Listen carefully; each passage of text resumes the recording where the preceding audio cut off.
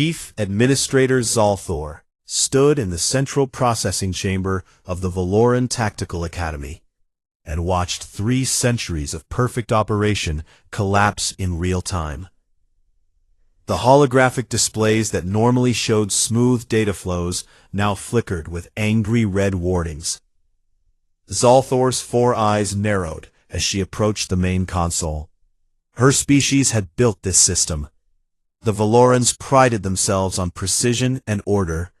This chaos felt like a personal insult. "Status report," she commanded.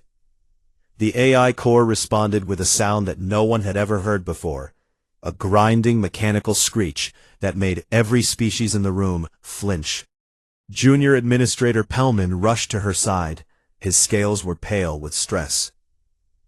"Chief Administrator, the system encountered an unknown variable during routine application processing."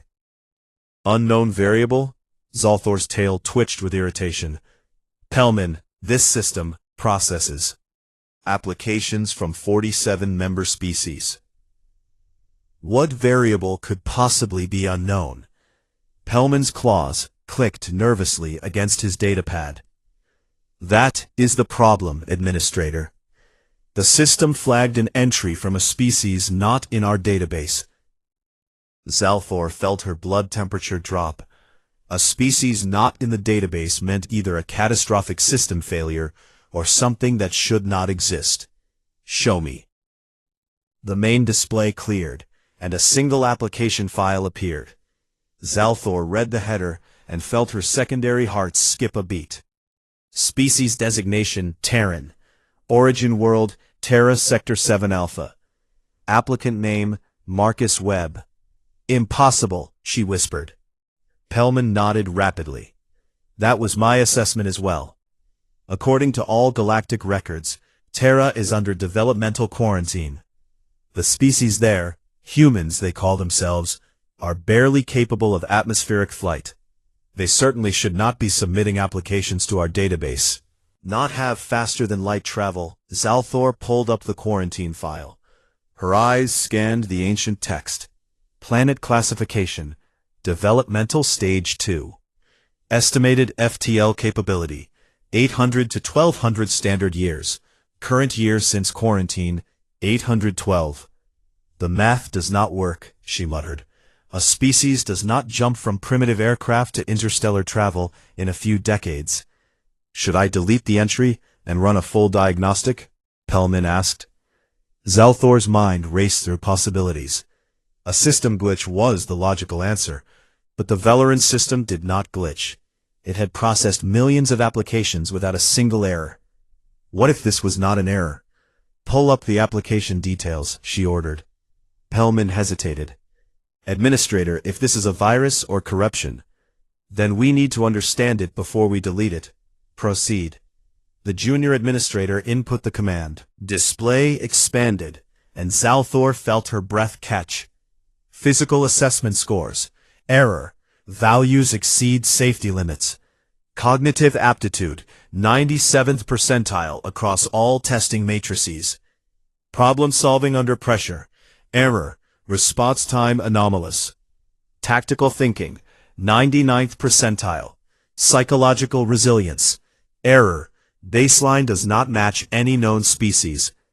"This has to be corrupted data," Pellman said. His voice carried a note of desperate hope. Zalthor did not respond. She was staring at the physical assessment breakdown. Bone density, 340% standard baseline. Muscle fiber composition, type unknown, regenerative properties detected.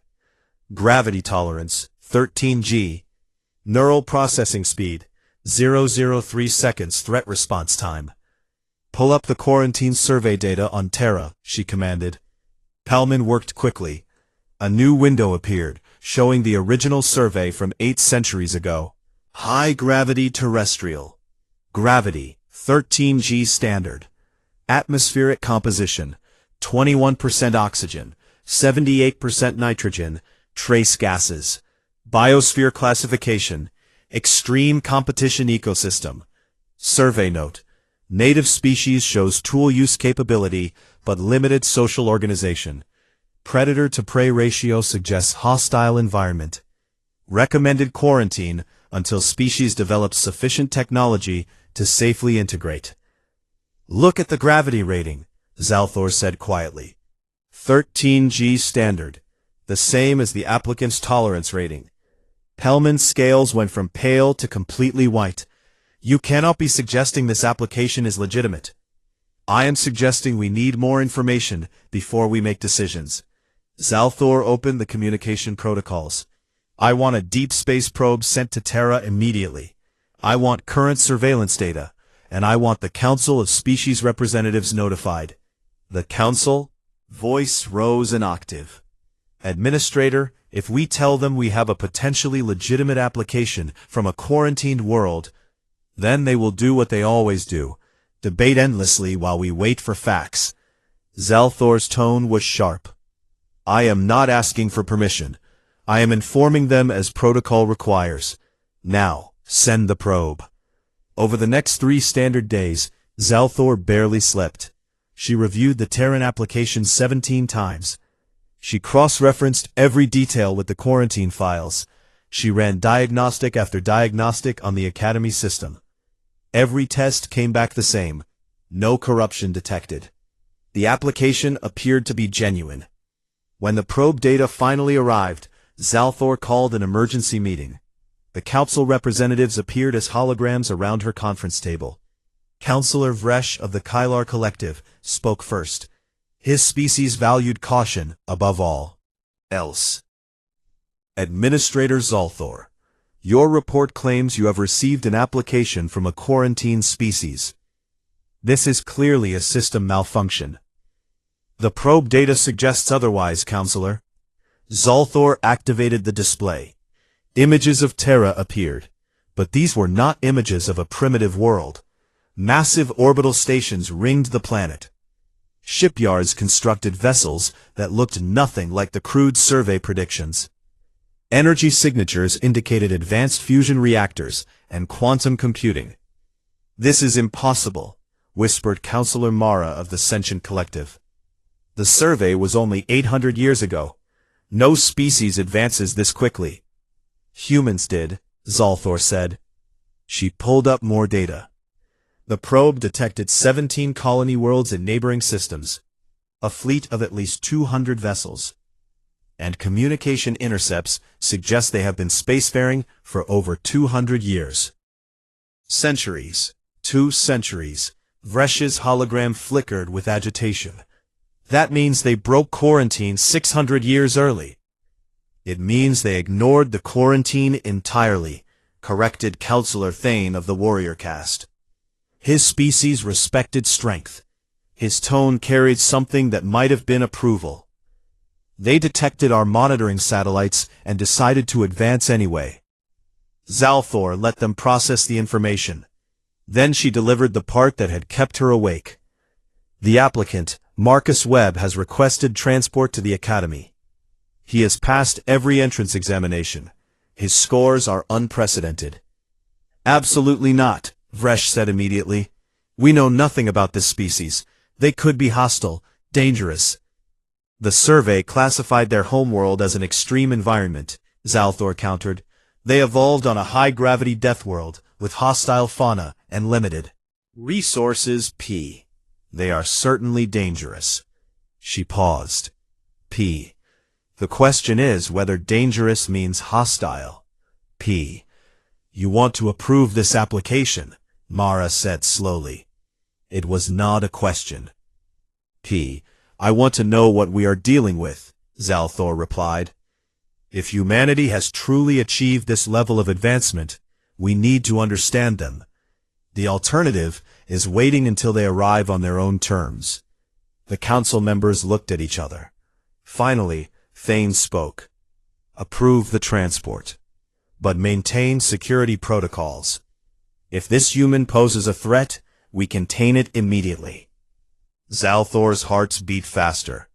She was about to open a door that had been sealed for 800 years. She just hoped the galaxy was ready for what came through. The transport bay of Veleron Tactical Academy had hosted arrivals from every corner of known space. Zalthor had seen crystalline beings that communicated through light. She had welcomed methane breathers in containment suits. She had processed insectoid hive minds that thought as one.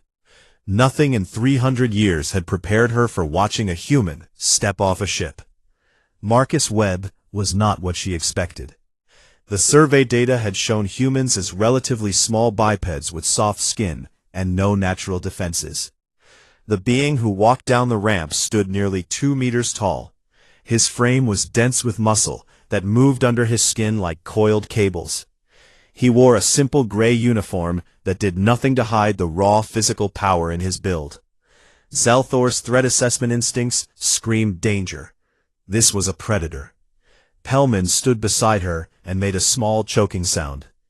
"That is a human? Identification." "Yes," Zalthor replied. Her voice was steady, but her tail had gone rigid. Marcus approached them with a walk that was both relaxed and ready. His eyes, predator eyes, forward-facing for tracking prey, scanned the bay with the efficiency of a trained soldier. When he smiled, Zalthor saw flat teeth designed for both tearing and grinding. Omnivore dentition, the worst kind. "Chief Administrator Zalthor?"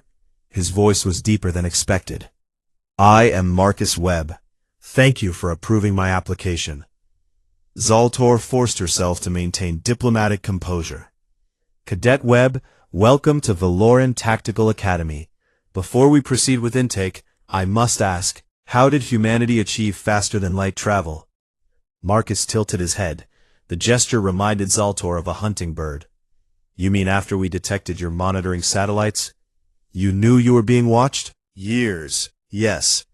Marcus's smile widened slightly. "We are pretty good at noticing when someone is observing us. Survival instinct, I guess. Once we found the satellites, we reverse-engineered the technology."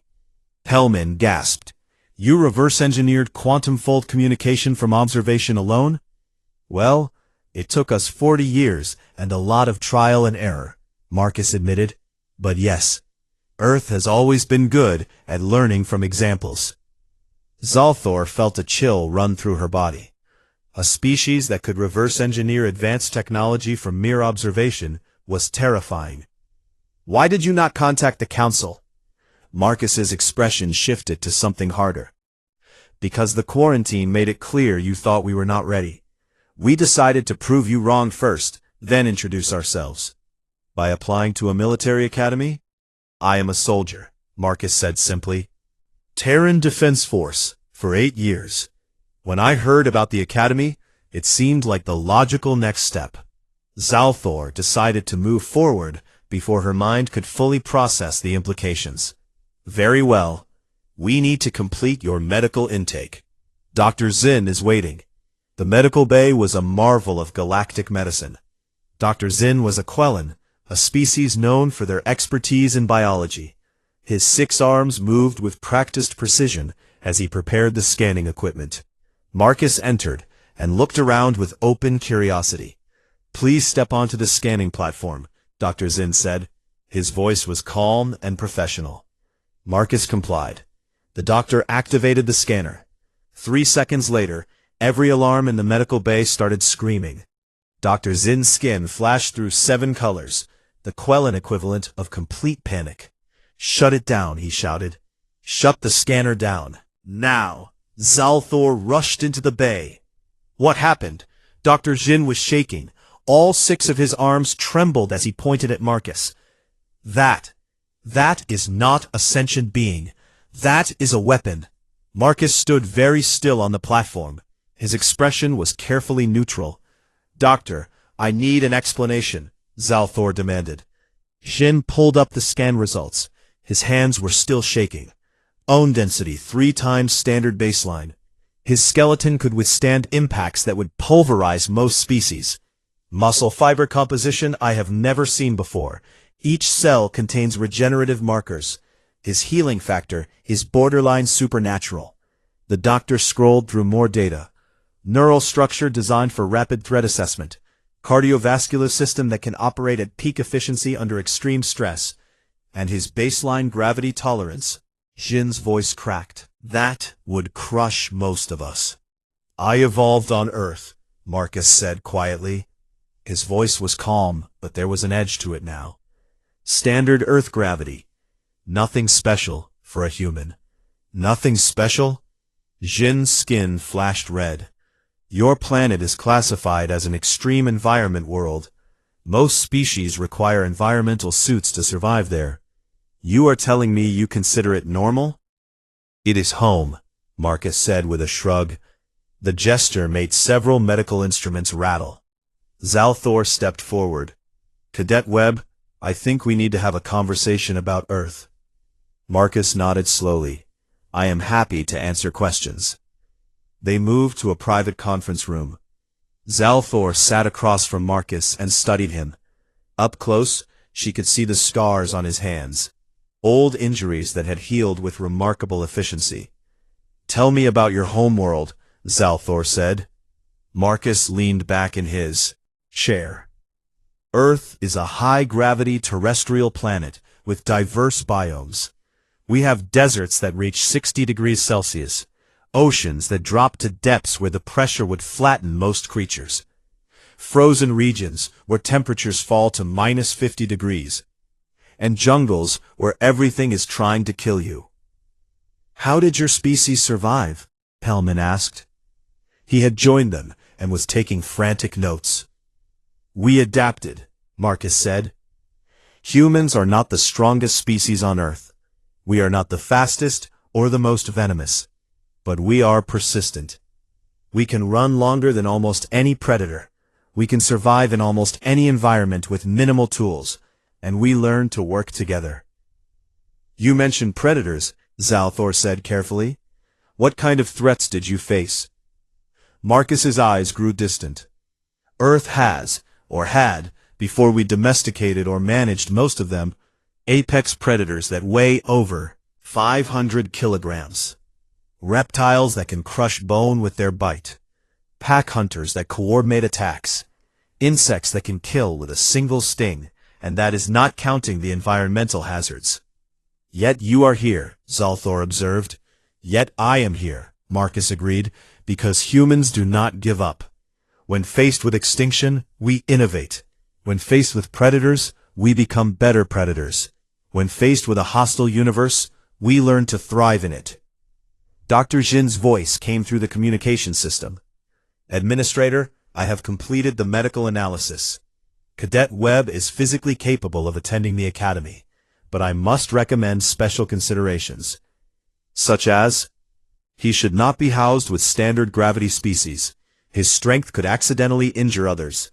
His reflexes are fast enough to be dangerous in close quarters, and his psychological profile suggests a threat response system that is always active.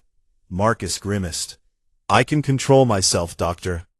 I am sure you can, Jin replied, but your baseline normal is everyone else's combat mode. That is the concern. Zalthor made a decision. Cadet Webb will be given private quarters. We will monitor the situation and adjust as necessary. She looked at Marcus directly. You said humanity wanted to prove themselves. This is your chance. Show us what humans can do. Marcus stood and offered his hand in what she recognized as a human gesture of agreement. Zalthor extended her primary manipulator.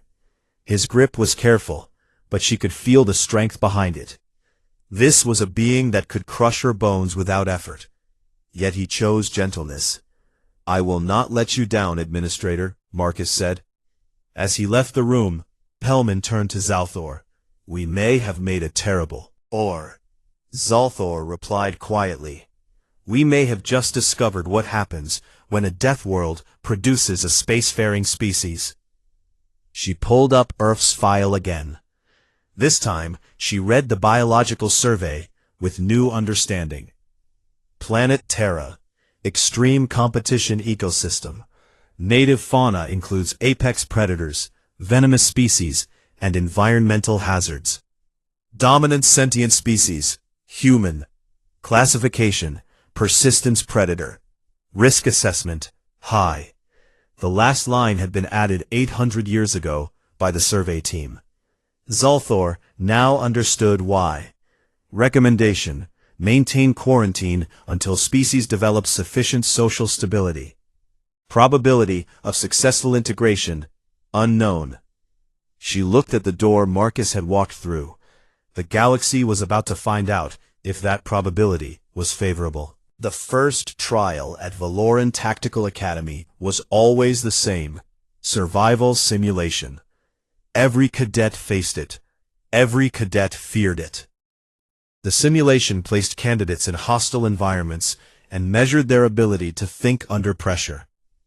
Combat instructor Throck stood in the observation deck and reviewed the day's scenarios. He was a Krellian, a species that prided itself on military excellence. He had designed these simulations himself. They were brutal but fair, each one tailored to test a species at the edge of their capabilities. The human cadet is scheduled for today, his assistant Ryla noted. She was reviewing the file with obvious concern. What tier should we assign him? Throck considered. Standard procedure was to start new species at Tier 1 and adjust based on performance. But the medical reports on humans were deeply troubling. What does his file suggest? Physical capabilities exceed most combat species, Rila read. Threat response is abnormally fast. Environmental tolerance is extremely high. The medical team recommends treating him as a hazard class entity. Then we will test him properly, Throck decided. Survival scenario Tier 3. Rila's antenna went rigid with shock. Instructor: Tier 3 is designed for armored species with environmental support. It has a 40% failure rate among our best cadets. If humans are as dangerous as the reports suggest, we need to know now, Throck replied. His mandibles clicked with determination. Better to fail in simulation than discover weakness in actual combat. Marcus Webb entered the simulation bay wearing standard academy training gear. Throck observed him through the reinforced viewing glass. The human moved with an economy of motion that suggested years of training. Cadet Webb, Throck spoke through the communication. System: you have been assigned Survival Scenario Tier 3. The parameters are as follows: 48-hour duration in hostile environment. Complete 3 objectives while maintaining physical integrity. You may request environmental suit and support equipment. Marcus looked up at the observation deck. Even through the glass, Throck felt the intensity of that gaze. What kind of hostile environment, instructor? Mixed terrain with variable gravity zones, toxic atmospheric pockets, and simulated hostile fauna, Throck explained.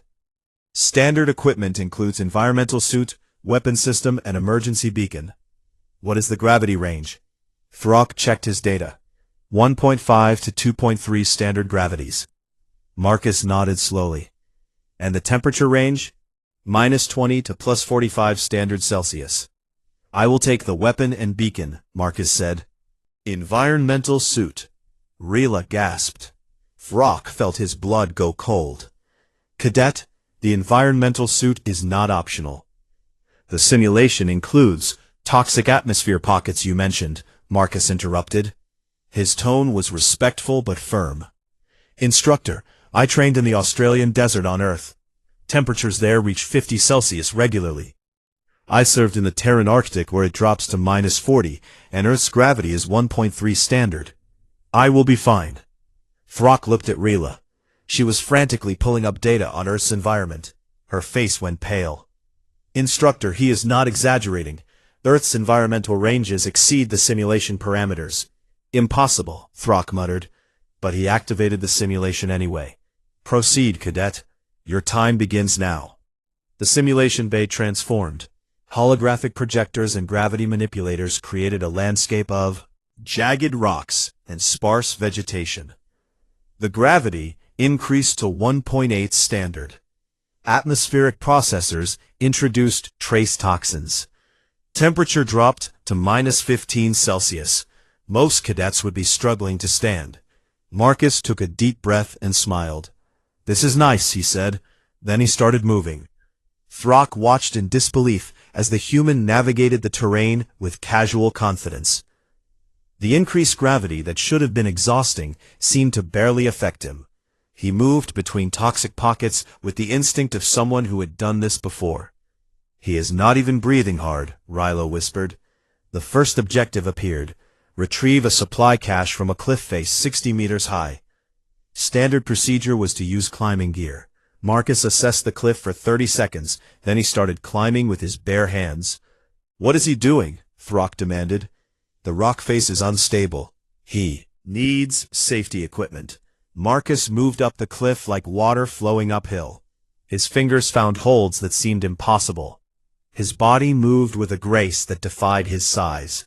When a section of rock broke away, he simply adjusted his grip and continued. He reached the cache in 4 minutes. The Academy record was 18 minutes with full equipment. "Check the biometric readings," Throck ordered. Rilo pulled up the data. Heart rate elevated but stable. Respiration normal. Stress markers minimal. "Instructor, he is treating this like exercise." Marcus dropped from the cliff with the cache. He hit the ground from a 12-meter fall and rolled to absorb the impact. Then he stood and checked the cache contents. "First objective complete." His voice came through clearly. "Moving to objective 2. The second objective was survival.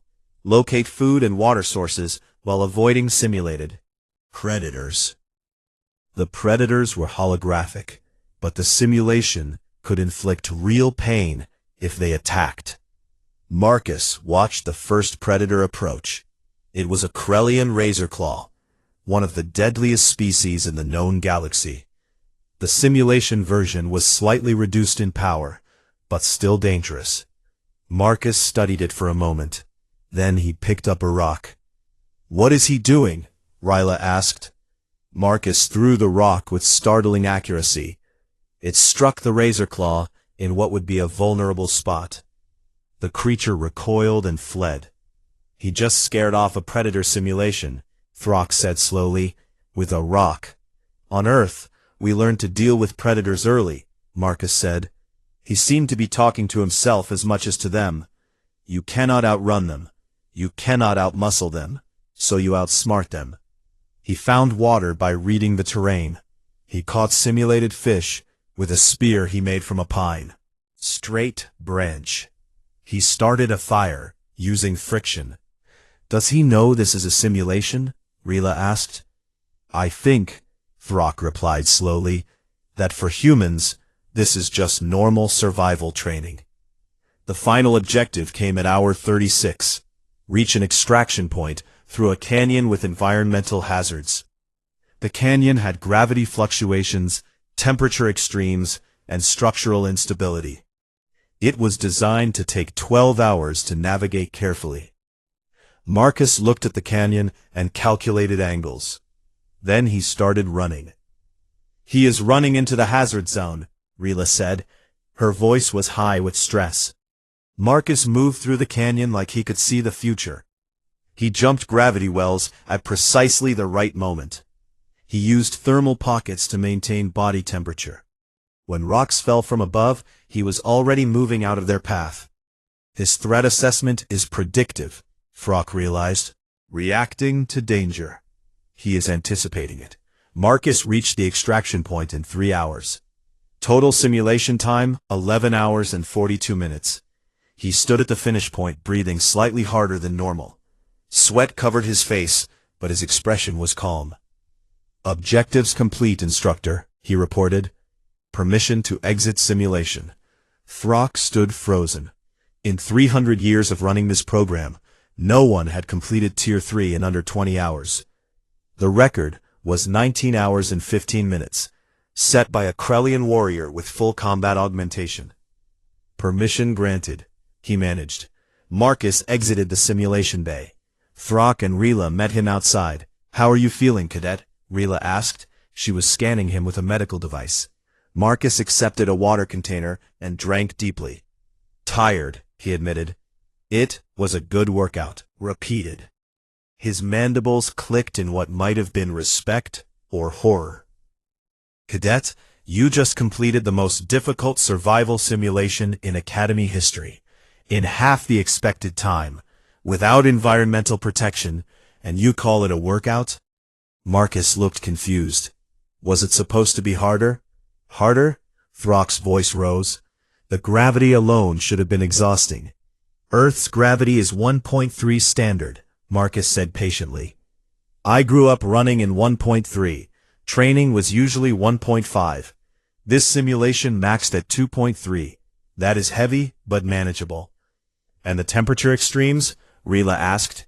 Uncomfortable but not dangerous, Marcus replied. The Australian outback where I trained reaches 50 Celsius in summer. The simulation only went to 45. The cold section was -15. I have operated in -40. Something shift in his understanding. Cadet Webb, what you call normal would kill most species. Marcus nodded slowly. I am starting to understand that, instructor. He looked at them both with something that might have been sympathy. Earth is a harsh world. Humans evolved to survive it.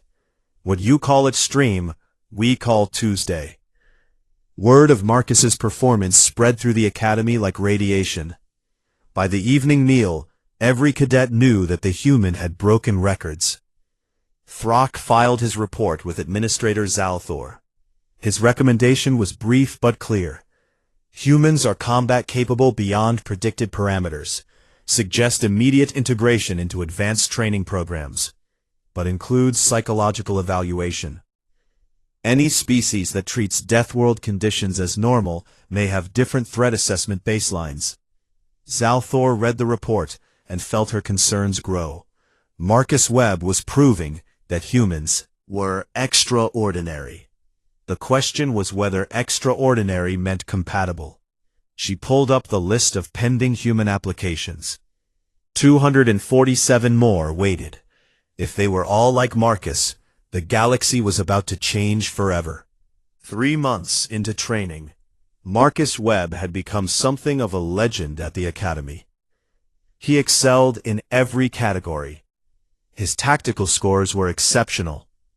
His physical performance broke records weekly. But it was in void combat simulation that something truly unusual emerged. Tactical analyst Kyra watched the data streams with growing confusion. She was a sentient, a species known for their analytical precision. Her job was to track cadet performance and identify patterns. Marcus's patterns made no logical sense. Administrator Zalthor, I need you to see this, she said through the communication channel. Zalthor arrived within minutes. What have you found? Kyra pulled up the simulation recordings. This is from yesterday's void combat exercise. Mixed species team. Hostile boarding scenario. The holographic replay showed a team of 6 cadets defending a station against simulated enemies. Attackers. Standard Academy training. 3 minutes into the scenario, disaster struck. A breach opened and killed 3 team members. The remaining cadets included Marcus, a Krellian warrior named Thos, and a Quellan medic named Ven. Thos froze. Krellian warriors were brave, but they required clear command structure. With the team leader dead, he could not process the chaos. Ven went into survival mode. Quellans were brilliant, but fragile. Stress shut down their higher thinking. Marcus did something neither species could do. He kept fighting. Watch his biometric data, Kyra said. The display showed Marcus's vital signs. Heart rate elevated, adrenaline spiking, pain receptors firing from a simulated injury, stress markers at critical levels. He should be shutting down, Zalthor observed. Every species has a breaking point. When fear, pain, and exhaustion combine, the body forces rest. Humans do not seem to work that way, Kyra replied. In the replay, Marcus grabbed Thos and physically shook him. Thos, I need you on weapons. Now. The Krellian snapped out of his freeze. Marcus moved to Ven. Ven, emergency medical kit. Location? The Quellan pointed with a trembling manipulator. Marcus retrieved the kit and pressed it into Ven's hands. "Fix what you can. I will hold the breach." Then he did something that made Zalthor's blood run cold. He walked toward the hull breach where simulated enemies were pouring in. He was injured. He was outgunned. Logic said he should retreat. Instead, Marcus picked up a piece of debris and used it as a club. "On Earth, we have a saying." His voice came through clearly despite the chaos. "When you cannot run and you cannot hide, you fight." He fought. For 11 minutes he held that breach alone. When Thos got weapons online and Ven stabilized the injured, they found Marcus still standing. He had taken 17 more simulated hits. His biometrics showed levels of damage. That should have rendered him unconscious. But he was still moving, still fighting, still defending his team. "Mission complete," the simulation announced. Marcus collapsed. The medical team rushed in and found him conscious but barely. "Did we win?" he asked. "You won," the instructor confirmed. "How is that possible?" Zalthor asked Kyra. The analyst pulled up comparative data. "I have been studying human biology since Marcus arrived. Humans have something most species do not: the ability to override their survival instincts." She displayed evolutionary charts. Most species evolve to avoid danger. When threatened beyond their capacity, they shut down or flee. Humans evolved differently. Kyra expanded the data. On Earth, humans hunted prey by chasing them until the prey collapsed from exhaustion. Persistence hunting, they call it. It required the ability to push past pain, past exhaustion, past every signal telling them to stop. So humans evolved to ignore their body's warnings? Zalthor felt sick. "Not ignore," Kyra corrected. "Override. They feel the fear, they feel the pain, they feel the exhaustion, but their brain has a mechanism that lets them continue functioning anyway." Zalthor watched the replay again. This time she saw it differently. Marcus was not fearless. She could see the fear in his movements. He was not without pain. She could see him favoring his injured side, but he kept going. "This is why the Death World classification matters," Kyra continued. "Earth was so hostile that humans who could not override survival instincts did not survive to reproduce. The ones who could push through impossible situations were the ones who lived. So every human has this capability? According to their military records, it is trained, but the capacity is universal," Kyra confirmed. "They call it different things: grit, determination, stubbornness. But the biological mechanism is the same." Zalthor called an emergency staff meeting. Every instructor and administrator attended. "We need to discuss the implications of human psychology," she began. Instructor Throck spoke first. "I have observed this in training," he said. "Humans perform better under stress than without it. It is backwards." "It is survival adaptation," Dr. Jin added. "I have reviewed their evolutionary history. Humans are apex predators that evolved to hunt prey across vast distances. They needed to function while exhausted. So their bodies developed stress hormones that enhance performance instead of limiting it. This makes them exceptional soldiers," Throck continued. "But it also makes them dangerous. A human in distress does not retreat. They attack." Interrupted. Everyone turned. Marcus stood in the doorway. He looked tired, but healthy. "I apologize for intruding, but I heard my name mentioned," he said. Zalthor gestured for him to enter. "Cadet Webb, we were discussing human stress response," Zalthor said. "You mean why we do not quit when logic says we should?" Marcus asked. He did not sound offended. "Yes," Zalthor replied. Marcus walked to the center of the room. "Humans learned early that giving up meant death. On Earth, if you stopped running, the predator caught you. If you stopped innovating, you starved. If you stopped fighting, your tribe was destroyed." He looked at each person present. "So we evolved to keep going, even when it hurt, especially when it hurt." "But how do you decide when to stop?" Ryla asked. "How do you know when retreat is necessary?" "Training," Marcus replied simply. "Military discipline. Social structure. Without training can be reckless. But trained humans know when to push and when to preserve force. And in the simulation, Zalthor asked, you were heavily damaged. Why did you not retreat? Marcus met her eyes. Because my team needed time. Thos needed time to reboot weapons. Ven needed time to stabilize casualties. If I retreated, we all died. So you chose to sacrifice yourself? I chose to do my job, Marcus corrected. In human military doctrine, we have a principle: mission first, self second.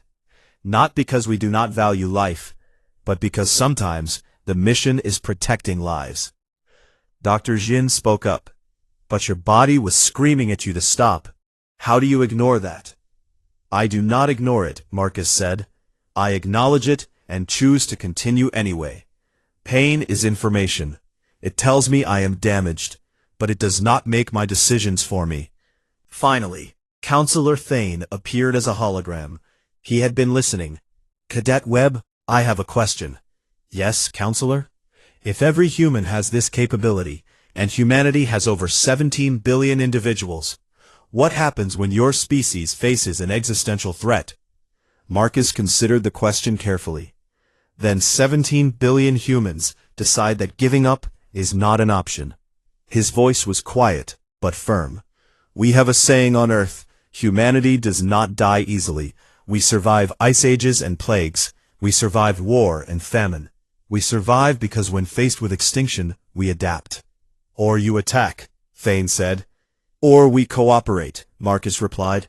Counselor, Earth taught us to be persistent, but it also taught us that cooperation multiplies strength.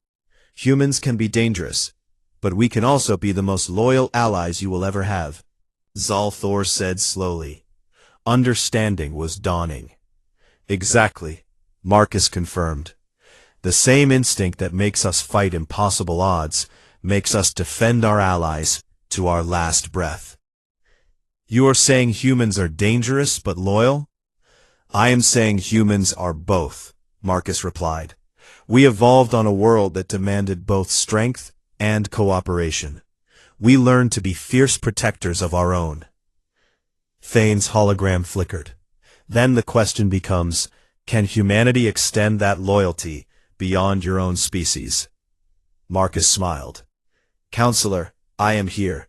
In an alien academy, training with species I did not know existed 6 months ago. And when that breach opened in the simulation, I did not think about whether Thos or Ven were human. He paused. I thought about whether they were my team, and they were. Zalthor felt something shift in her perception. Humans were dangerous, but perhaps dangerous was not the same as hostile. Perhaps a species evolved to never give up could also be evolved to never abandon their allies. Thank you, Cadet Webb, she said. You may return to your quarters. After Marcus left, Thane spoke to the assembled group.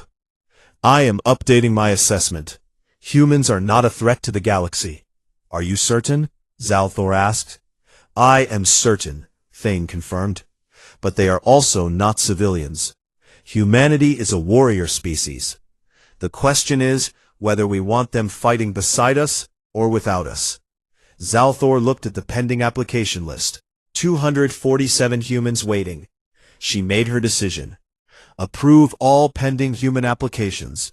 If we are going to integrate humanity into galactic society, we should start with their warriors. And if this goes wrong? Rila asked. Then, Zalthor replied, we face the consequences of keeping a persistent species isolated. She thought about Marcus holding that breach.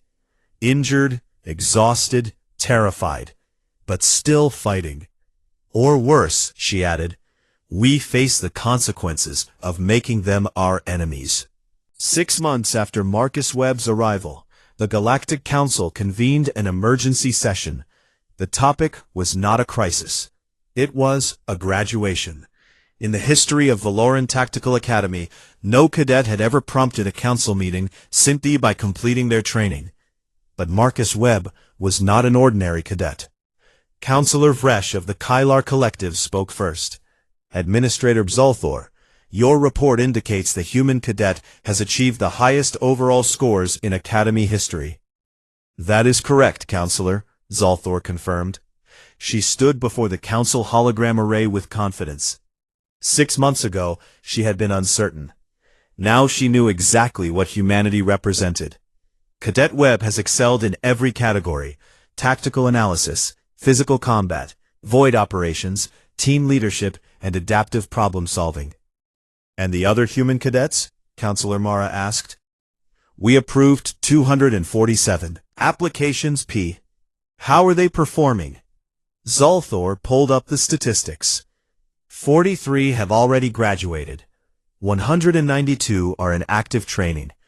12 requested transfer to civilian integration programs. She paused. Not a single human has failed out. The council chamber went silent.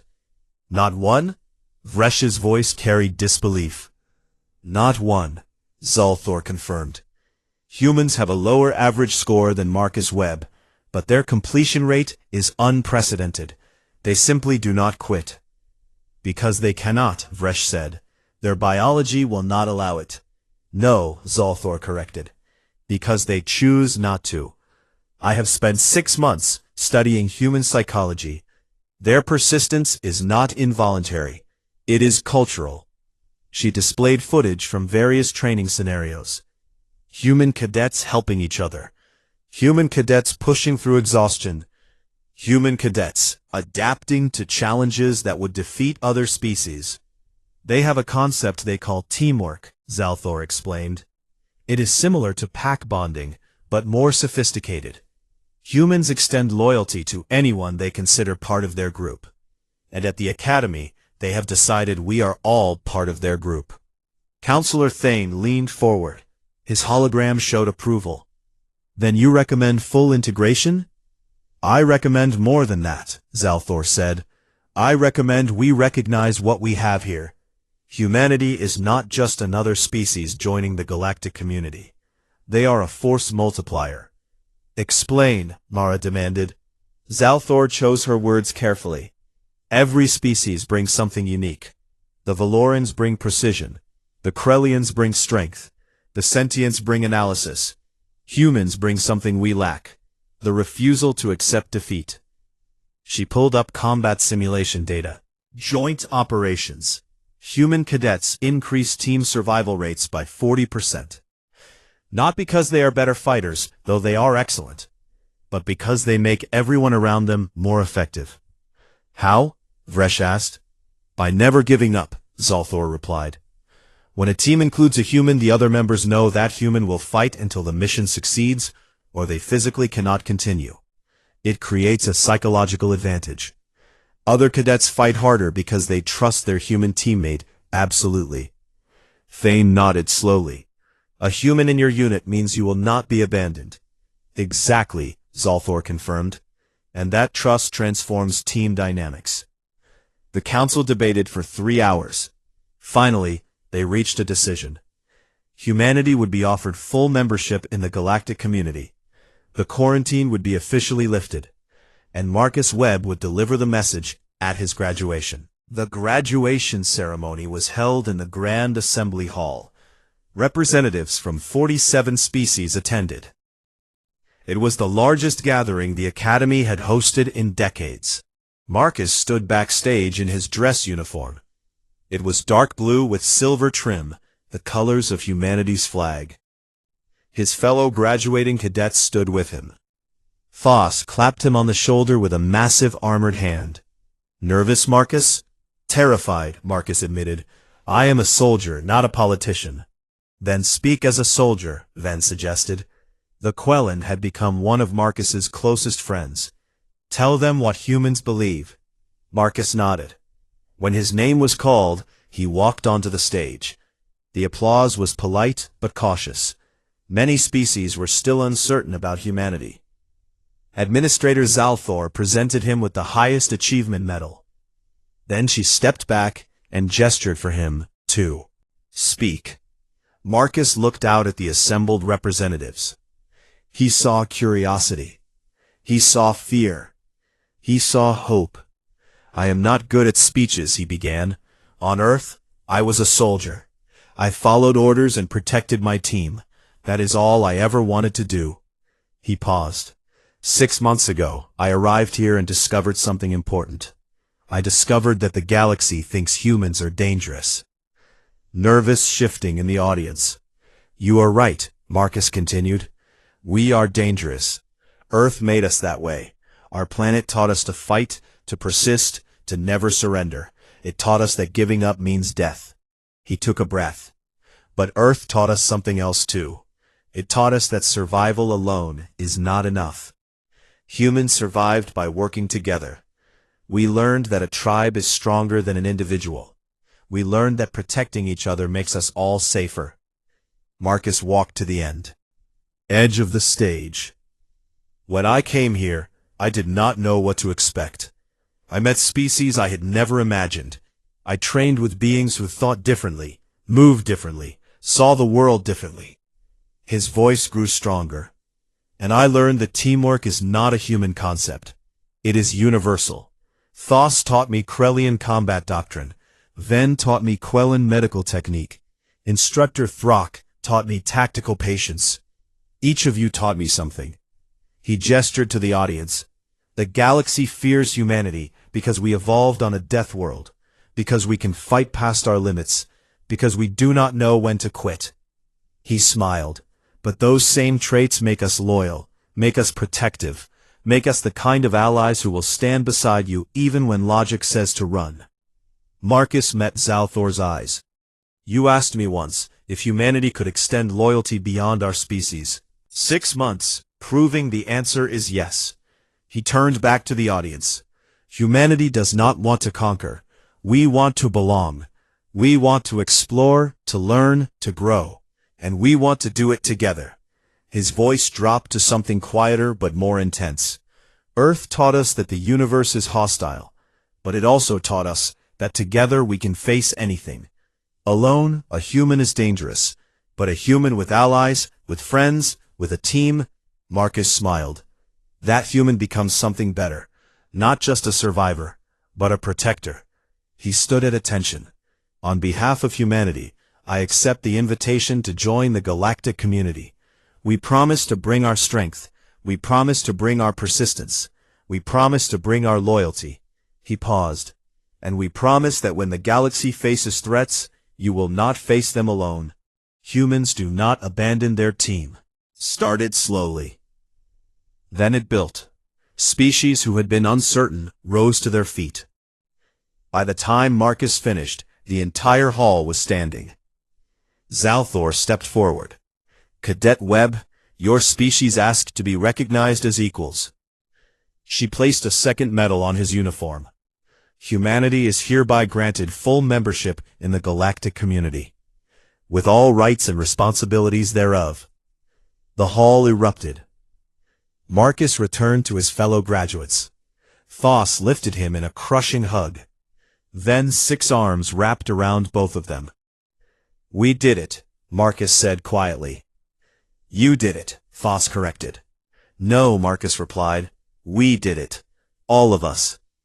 In the observation deck, Counselor Thane watched the celebration. "What have we done?" Vresh asked. His tone was worried. "We invited a warrior species into the galaxy." "We invited humans," Thane corrected. "There is a difference." "There?" Thane pointed to the screen. Marcus was laughing with cadets from 6 different species. A warrior species seeks conflict. Humans seek connection. They are dangerous, yes, but they are dangerous in defense of others. That makes them exactly what the galaxy needs. "And if we are wrong?" Vresh pressed. Thane's expression was calm. "Then we face a species that never gives up. But I do not think we are wrong. I think we have discovered something remarkable." "What is that?" "That the most dangerous species in the galaxy might also be the most loyal." 3 weeks later, the first human diplomatic ship arrived at the Galactic Council station. It carried ambassadors, scientists, and cultural representatives, but it also carried something else.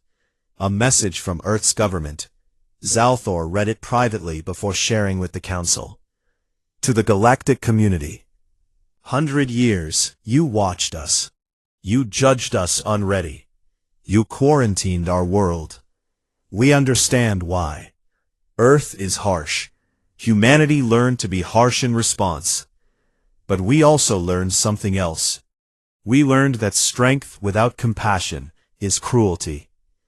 We learned that survival without purpose is empty.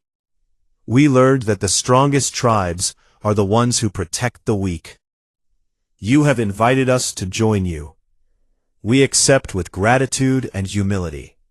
We bring our strength, our persistence, our innovation, but more importantly, we bring our loyalty. Humanity has spent thousands of years learning that we are stronger together. Now we extend that lesson to the stars. We will be your allies. We will be your defenders. We will be your friends, because that is what humans do. We find our team, and we never let them down. Welcome to humanity. We are glad to finally meet you. Finished reading, and looked out at the stars. Somewhere out there, billions of humans were preparing to join the galaxy. She had been afraid at first. Now she felt something different. Hope. Welcome to the galaxy, humanity, she whispered. We have been waiting for you. In the training halls of Veleron Academy, new human cadets were arriving daily. They came from 17 colony worlds. They brought different backgrounds, different skills, different personalities, but they all brought the same thing: the human factor, the refusal to quit, the loyalty to their team, the determination to protect others. And slowly, species by species, the galaxy learned what Earth had already known: that humanity was not defined by their harsh world. They were defined by their response to it. They chose cooperation over competition. They chose protection over predation. They chose to extend their tribe, to include everyone. The Academy system had glitched. It had flagged a Terran signature, and in doing so, it had opened a door that revealed a species the galaxy had misjudged. Humanity was dangerous, but dangerous did not mean hostile. It meant capable, and the galaxy needed capable allies, because out in the dark between stars, threats existed that no species could face alone. But together, with humans standing beside them, together they could face anything. The Academy continued its mission, training the best warriors from every species. But now, in every class, there were humans, teaching, learning, protecting, never quitting, never abandoning their team, and the galaxy became stronger for it.